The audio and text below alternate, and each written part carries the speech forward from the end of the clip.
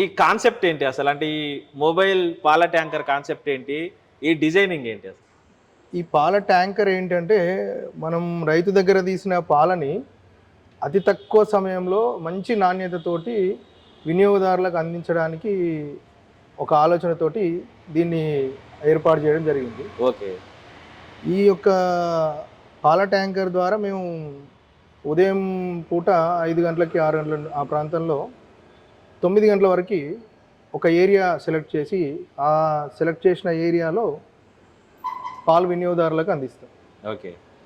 ఇందులో పిండిన పాలని త్వరగా కొన్ని సెకండ్ల వ్యవధిలోనే చల్లగా చేసి ఈ ట్యాంకర్లో మనం పోసి వినియోగదారులకు పంపిస్తున్నాం. ఇలా చేయడం వల్ల ఏంటంటే నాణ్యత ఎక్కువ వినియోగదారులకు అందుతుంది. బయట ఎక్కడ కూడా రైతుల దగ్గర తీసిన పాలు ఇంత తక్కువ సమయంలో చేసి వినియోగదారులకు అందించడం అనేది అసాధ్యం.